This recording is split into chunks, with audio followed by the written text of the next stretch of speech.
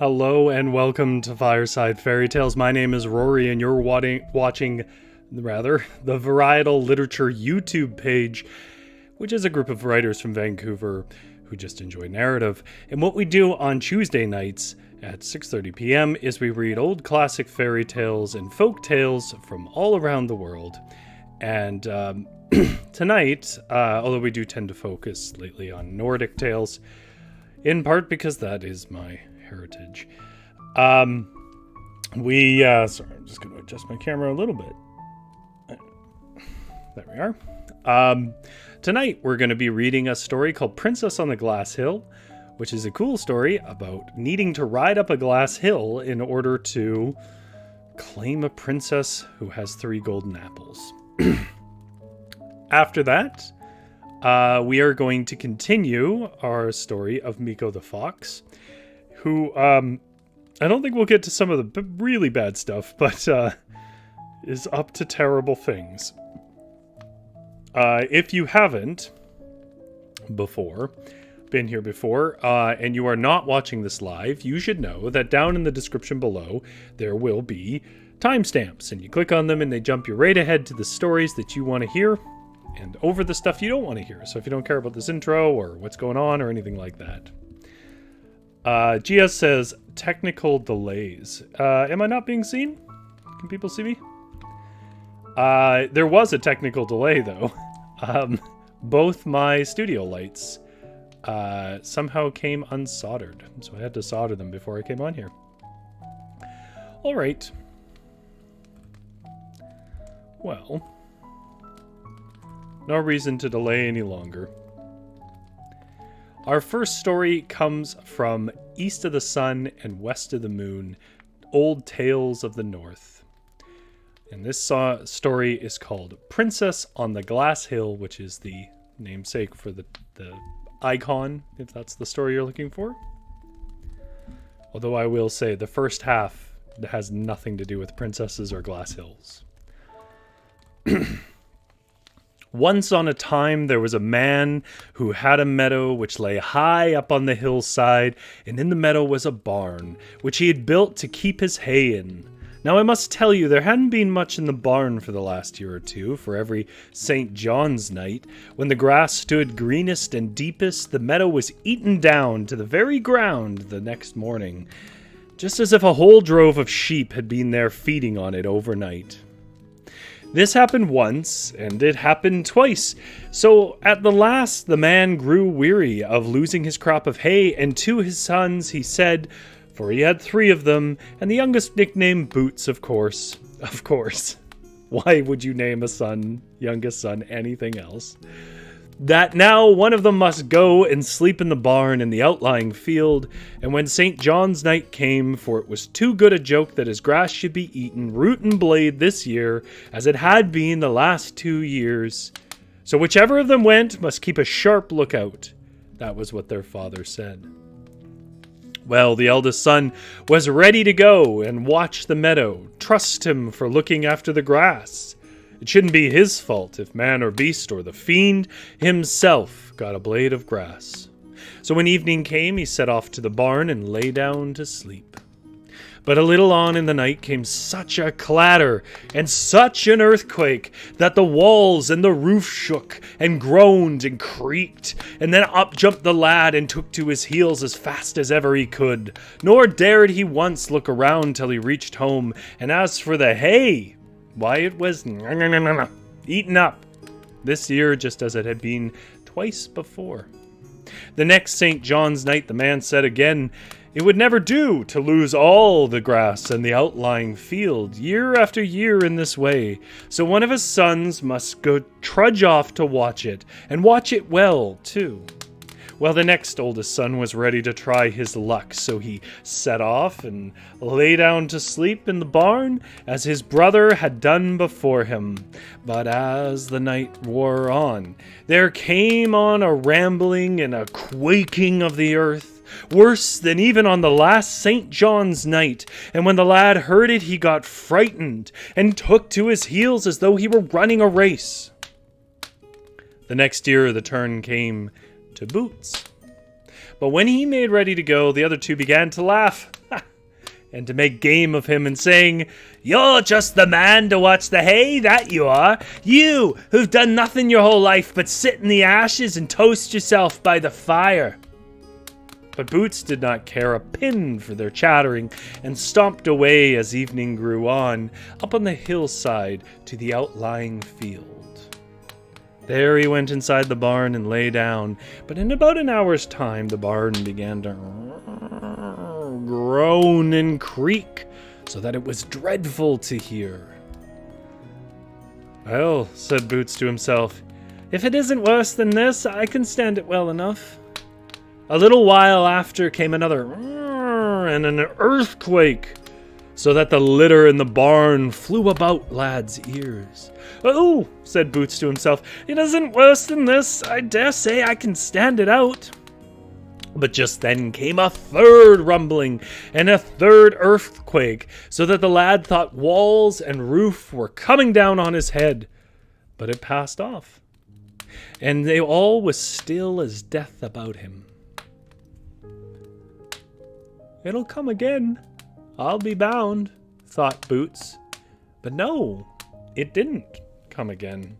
Still it was, and still it stayed, but after he had lain a little while, he heard a noise as if a horse were standing just outside the barn door and cropping the grass.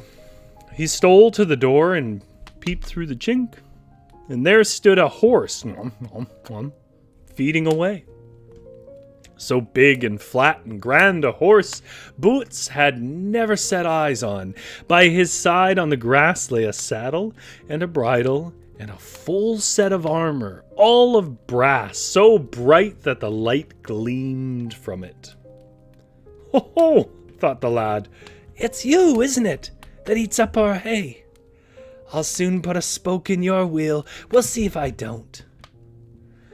So he lost no time. He took the steel out of his tinderbox and threw it over the horse.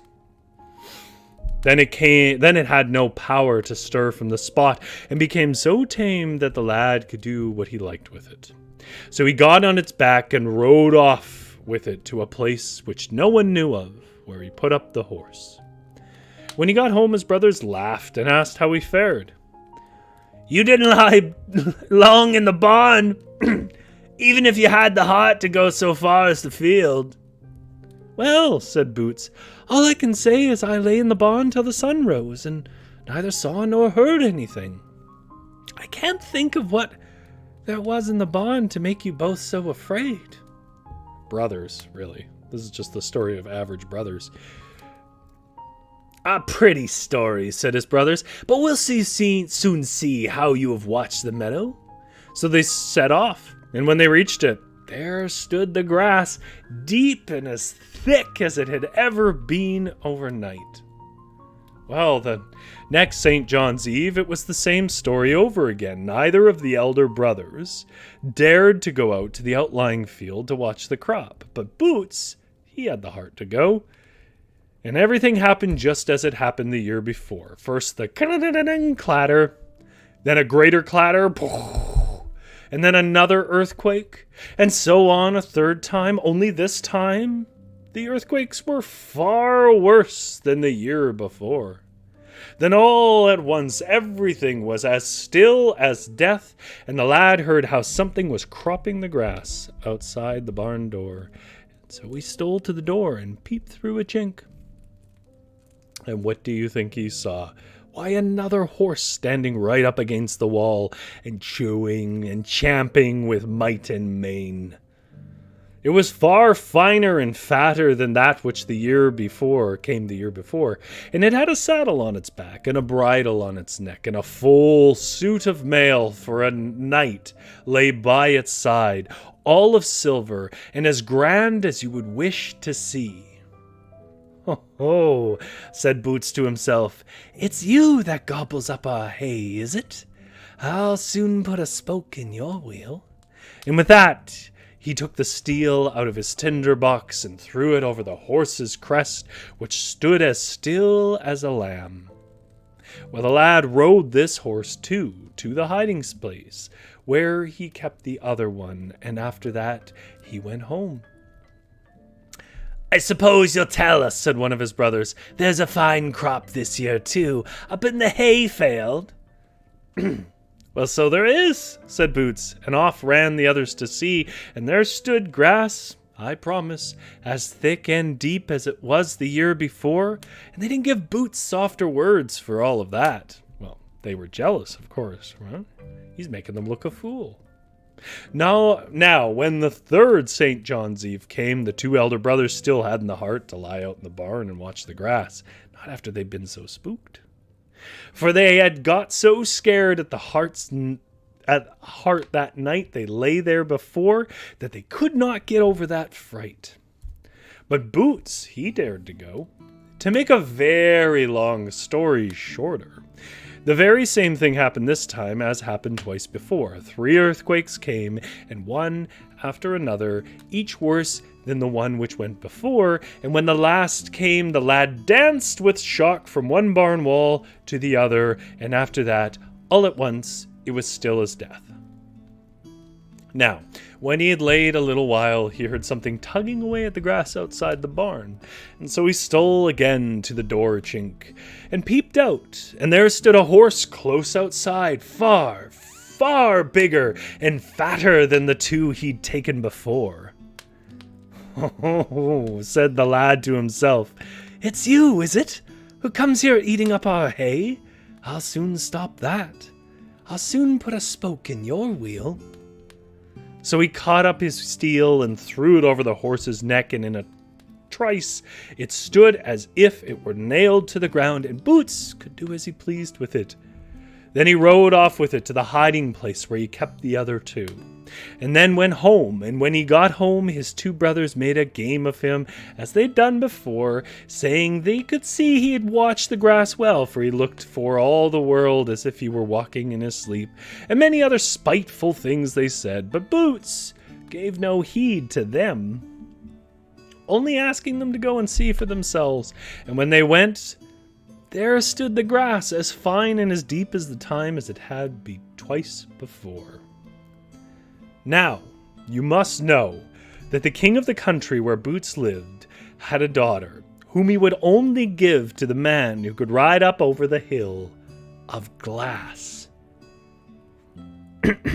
For there was a high, high hill, all of glass, as smooth and slippery as ice, close by the king's palace.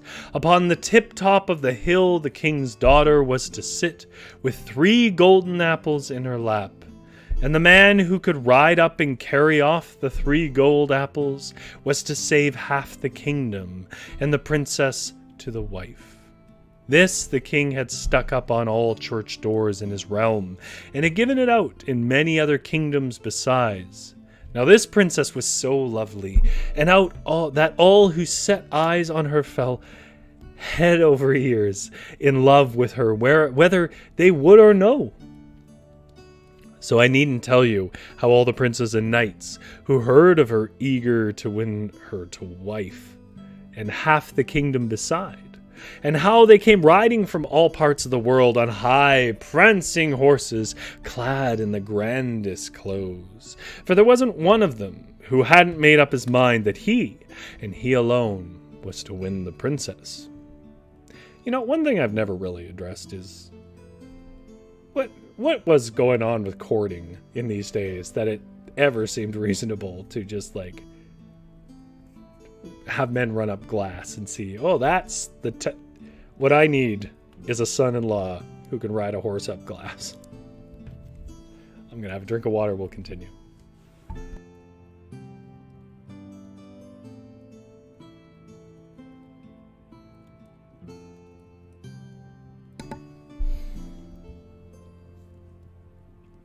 A little bit of art of the princess.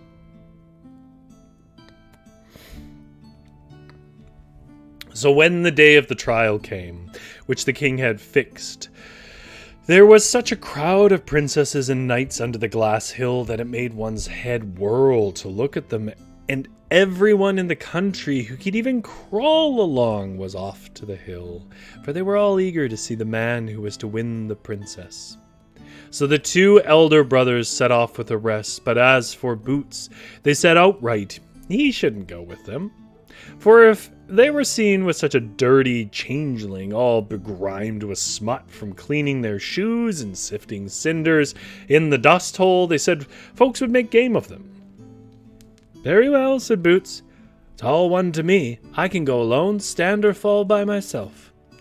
Now, when the two brothers came to the Hill of Glass, the knights and princes, were all hard at it, riding their horses till they were all in a foam, but it was no good, by my troth.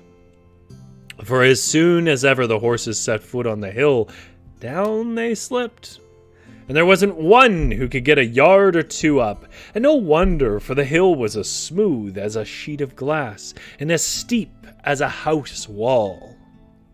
But they were all eager to have the princess and half the kingdom, so they rode and slipped and rode and slipped and rode.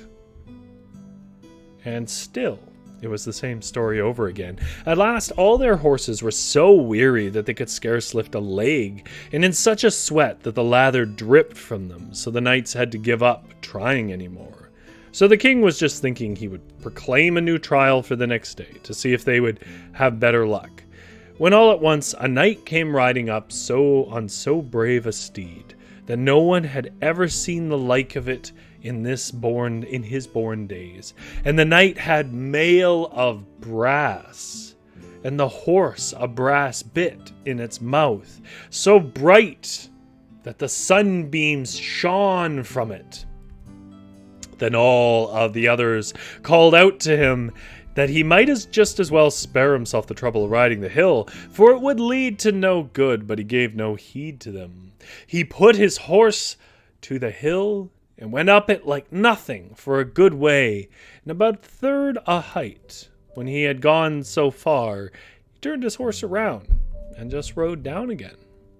So lovely a knight the princess thought she'd yet seen, and while he was riding, she sat and thought to herself, "Would to heaven he might only come up and down the other side." And when she saw him turning back, she threw down one of her golden apples after him, and it rolled down onto his shoe. But when he got to the bottom of the hill, he rode off so fast that no one could tell what had become of him. That evening all the knights and princes were ready to go before the king, that he who had ridden so far up the hill might show the apple which the princess had thrown, but there was no one who had anything to show. One after the other, they all came, but not a man of them could show the apple. And even the brothers of Boots came home too, had such a long story to tell about riding up the hill. First of all, they said, there was not one of the whole lot who could get so much as a stride up, but at last came one who had a suit of brass mail, and a brass bridle and saddle, all so bright that the sun shone from them a mile off. He was a chapter, He rode a third the way up the Hill of Glass, and he could have easily ridden the whole way up if he chose, but he turned round, rode down, thinking maybe that was enough for once. "Oh, I should so like to have seen him, that I should," said Boots, who sat by the fireside, and stuck his feet into the cinders, as was his wont. "Oh," said his brothers, "you would you? You look fit to keep company with such high lords, nasty beast that you are, sitting there amongst the ashes." Next day the brothers were all for setting off again, and Boots begged them this time too to let him go with them and see the riding, but no, they wouldn't have him at any price. He was too ugly and nasty, they said. Which, by the way, is maybe just a brother thing to say. "Well, well," said Boots, "if I go at all, I must go by myself. I'm not afraid." So when the brothers got to the Hill of Glass, and all the princes and knights began to ride again, you may fancy they'd taken care to shoe their horses sharp, but it was no good. They rode and slipped and rode, and just as they had done the day before, there was not one who could get so far as a yard up the hill.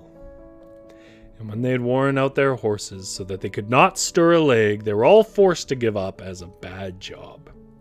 So the king thought he might as well proclaim the riding to take place the day after for the last time, just to give them one chance more. But all at once, it came across his mind that he might as well wait a little longer to see if the knight in brass mail would come this day too.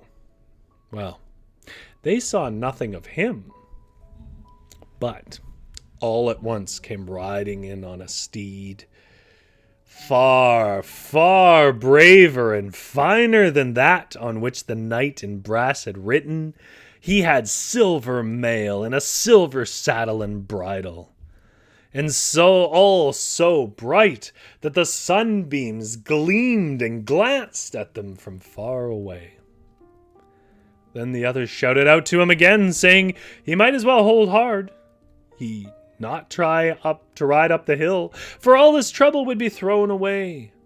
But the knight paid no heed to them, and rode straight at that hill and right up it, till he'd gone 2/3 the way, and then he wheeled his horse around and rode down again. To tell the truth, the princess liked him still better than the knight in brass, and she sat and wished that he might only be able to come right up over the top and down the other side. But when she saw him turning back, she threw a second golden apple at him, and it rolled down and fell again into his shoe.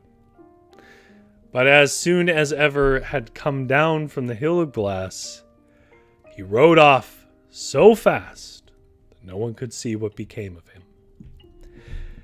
At evening, when all had gone in before the king and the princess, that he who had the golden apple might show it, in they went, one after another, but there was no one who had any apple to show, and the two brothers, as they had done on the former day, went home, and told how things had gone, how all had ridden up the hill, but none got up. But last of all, they said, came one in a silver suit. His horse had a silver saddle and a silver bridle. He was just a chap to ride, and he got 2/3 up the hill, and then he turned back. He was a fine fellow, and no mistake, and the princess threw the second golden apple at him. Oh, said Boots, I should so like to have seen him too, that I should. A pretty story. Perhaps you think his coat of mail was bright as the ashes you're always poking and sifting about, you dirty beast. I don't know what that's about. Sorry about the noise on the text. Not sure what it is. The third day happened as it had happened the 2 days before. Boots begged to go and see the sight, but the two wouldn't hear of his going with them. When they all got to the hill, there was no one who could get so high as a yard up it. And now all waited for the knight in silver mail, but they neither saw nor heard him. Though, at last, came one riding on a steed so brave that no one had ever seen its match. And the knight had a suit of golden mail and a golden saddle and bridle, so wondrous and bright that sun gleamed from them from more than a mile off. The other knights and princes could not find time, to call out to him not to try his luck, for they were amazed to see how grand he was. So he rode right at that hill and tore up it like it was nothing.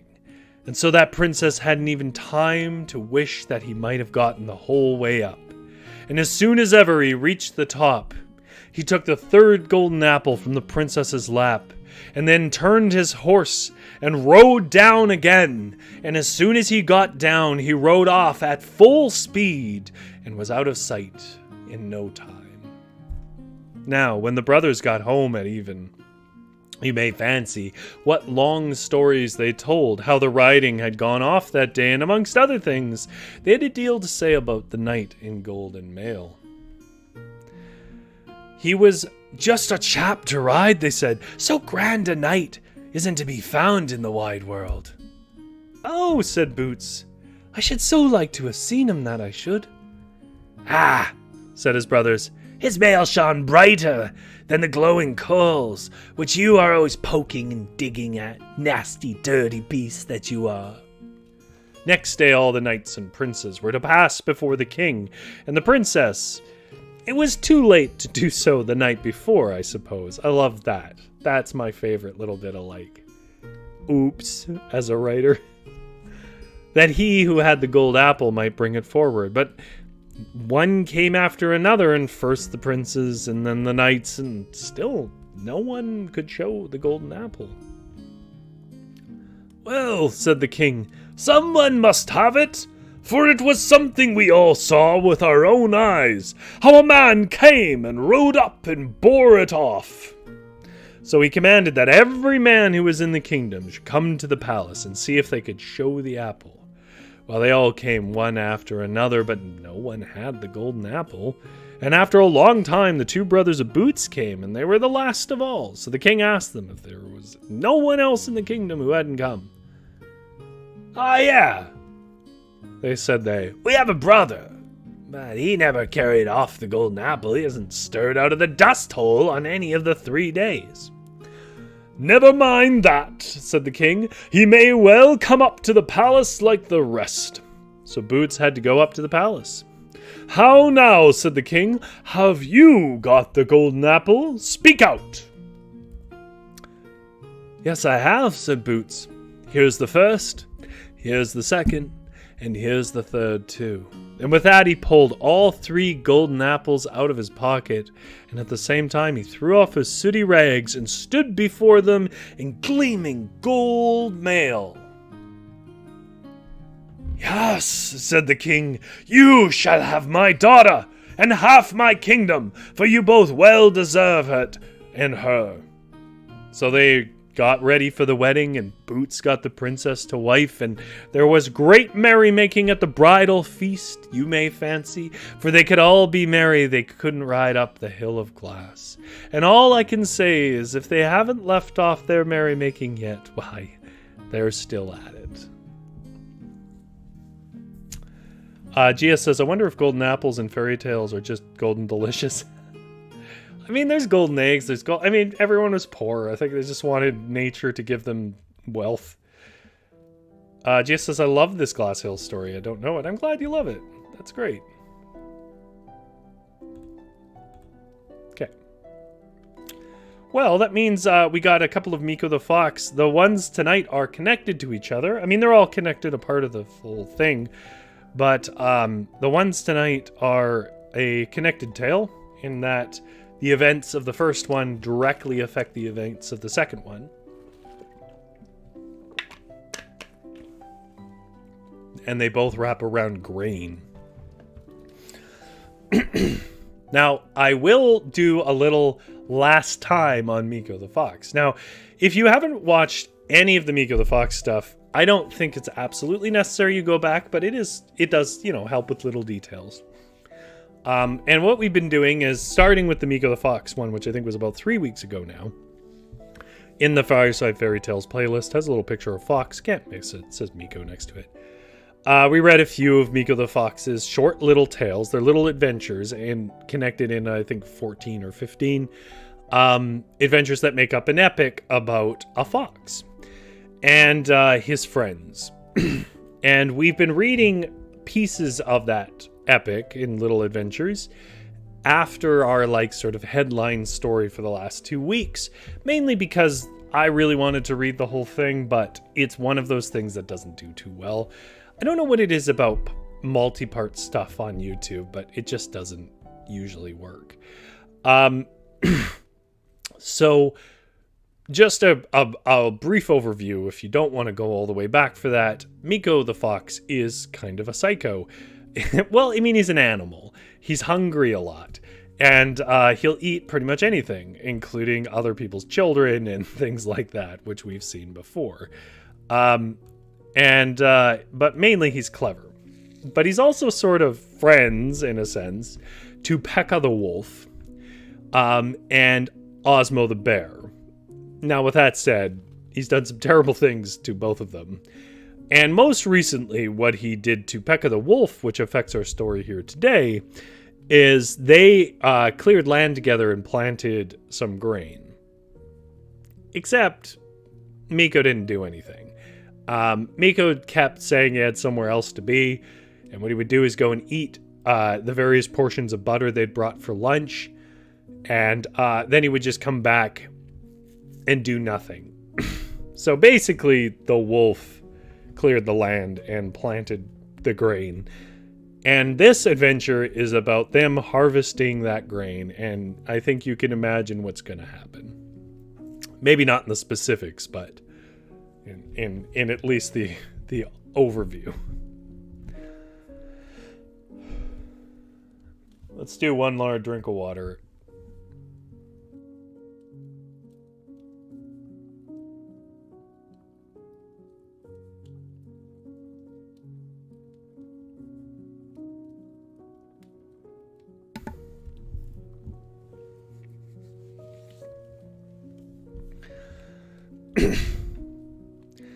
This is Adventure 9 from Mikko the Fox, an epic tale, which is in the book Mighty Mikko, a book of Finnish fairy tales and folk tales.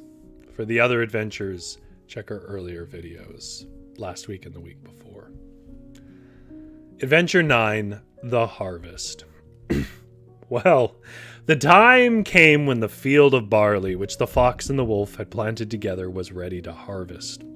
So the two friends cut the grain and carried the sheaves to the threshing barn, where they spread them out to dry.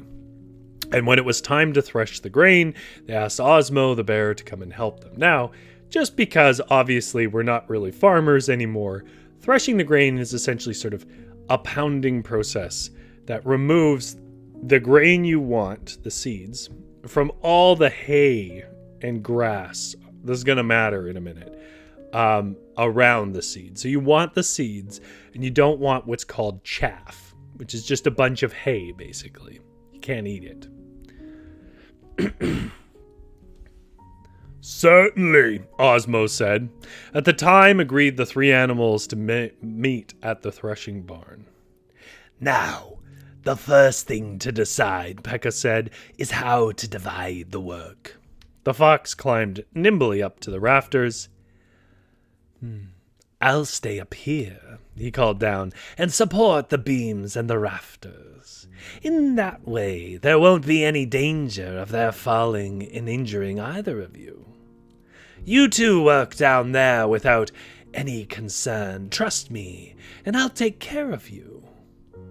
So Osmo, the bear, used the flail, which is the thing that's smashing the grain, and Pekka the wolf winnowed the chaff from the grain, so separating it. And Mikko, the rascal, occasionally dropped down upon them a hunk of wood. Take care, they'd call out. Do you want to kill us? Indeed, brothers, you have no idea how hard it is for me to hold up all these rafters, Mikko would say. You're very lucky. It's only a little piece that drops on you now and then. If it weren't for me, you'd both be killed. Both of you. Well, the bear and the wolf worked steadily, and when they were finished, Mikko, the rascal, leaped down from the rafters, stretched himself as though he'd been working the hardest of them all. Ugh. I'm glad that job of mine is finished, he said. I couldn't have held things up much longer. Well now, Pekka asked, how shall we divide this harvest? I'll tell you how, Mikko said. Here are 3 of us. Here on the floor is our harvest, already divided into 3 heaps. The biggest heap will naturally go to the biggest of us. That's Osmo, the bear. And the middle-sized heap will go to you, Pekka. I'm the smallest, so the smallest heap goes to me. Well, the bear and the wolf, stupid old things, agreed to this. So Osmo took basically a great big heap of straw with no grain in it. And Pekka, the great big pile of chaff, so the actual part around the seed. And Mikko, the rascal, got for his share a little mound of clean grain. Together they all went to the mill to grind their meal, and as the millstone turned on Mikko's grain, it made a rough, rasping sound. Strange, Osmos said to Pekka. Mikko's grain sounds different from ours. Mix some sand with yours, Mikko said. Then yours will make the same sound. And so the bear and the wolf poured some sand in their straw and their chaff, and sure enough, when they turned their millstones again, they too got a rough, rasping sound. This satisfied them, and they went home feeling they'd just gotten a good winter supply of food as Mikko. That's Mikko. That's classic Mikko. Well, I guess the most classic Mikko is he eats someone's kids, but that's also a part of it. Which takes us to Adventure 10, which is connected to the last one, and will be our last story this evening. So this is Adventure 10 from Mikko the Fox, an epic adventure from the book Mighty Mikko, a book of Finnish fairy tales and folk tales. And it is called The Porridge. Well, it was only natural that they should all want to see at once what kind of porridge their meal would make. Osmos, the bear, who had taken the hay, came out black and disgusting. Greatly disturbed, he ambled over to Mikko's house for advice. The fox was stirring his own porridge, which was white and smooth. What's the matter with my porridge? Asked the bear. Yours is white and smooth, but mine is black and horrid. Did you wash your meal before you put it into the pot? The fox asked. Wash it? No! How do you wash meal? You take it out to the river and you drop it in the water. And when it's clean, you take it out. So the bear at once went home and got his ground up straw and took it to the river, and he dropped it in the water. And of course, it spread out far and wide, and the current carried it off. And so that was the end of Osmo's share of the harvest. Pekka the wolf had as little luck with his porridge, and soon he too came to Mikko for advice. I don't know what's the matter with me, he said. I don't seem to be able to make good porridge. Look at yours, all white and smooth. I must catch you how you make it. Won't you let me hang my pot on your crane? Then I'll do just as you do. Certainly, the fox said. Hang your pot on this chain, and two pots can certainly cook side by side. Yours is so white to begin with, Pekka said, and mine looks no better than dirt. Before you came, I climbed up the chain and hung over the pot, the fox said. The heat of the fire melted the fat off my tail, and it dripped down into the pot. It's that fat that makes my porridge look so white. Poor gullible Pekka immediately suspended himself over the chain above his porridge, but he didn't stay there long. The flames scorched him, and he fell down hurting on his side. And if you notice, to this day, any wolf that you meet has stiff sides that makes it hard for him to twist and turn. To this day, all wolves smell of burnt hair. I mean, I'm going to have to take their word on that. I've never been around wild wolves. Well, Pekka, after he got his breath, tasted his porridge again to see if it was any better, but it wasn't. It was as bad as ever. I don't see any difference in it. Let me taste yours, Mikko. The fox artfully scooped up a spoonful of the wolf's porridge and dropped it into his own pot. Help yourself, he said. Take some out of that spot right there. That's good. So The place he pointed to was, of course, the place where he dropped some of the wolf's own porridge. So poor old stupid Pekka only sampled his own porridge again when he thought he was tasting Mikko's. Strange, he said.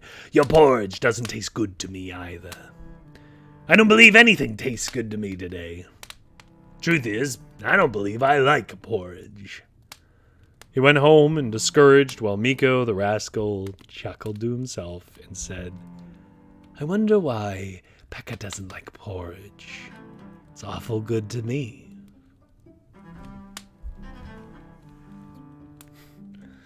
Gia says, haha, all wolves smell of burnt hair. Yeah, I don't know. It's not a thing I've ever heard.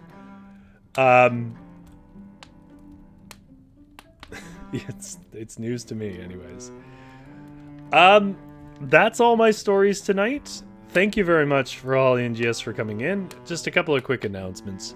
First of all, we hit 50 subscribers, which is super cool. And I had promised to do the ill-advised thing and read this terrible poem I wrote about Prince George, which is a place in British Columbia, when I had a flight canceled in the middle of winter and I couldn't leave and I got very mad and put it into a poem, which is 50% the F word.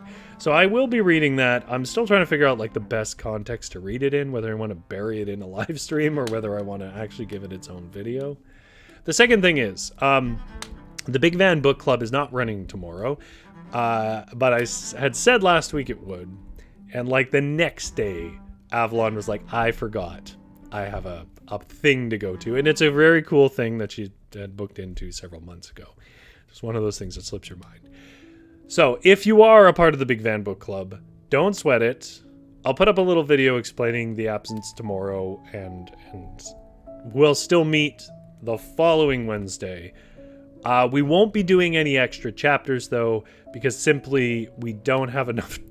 That would be like a 5-hour stream, and nobody wants that. So we will still be doing the same readings. We're just going to do them a week later. And beyond that, Thursdays at 6:30, we have Varietal Show, which is sort of where we actually do writing together, or sometimes it's just you messing with me. Well, I try to do writing. And beyond that, I've been Rory, and I'll keep, well, I mean, it's pretty warm out, but let's pretend that we're on that glass hill, and I'm going to keep the fire warm for you while you sleep. Have a good sleep.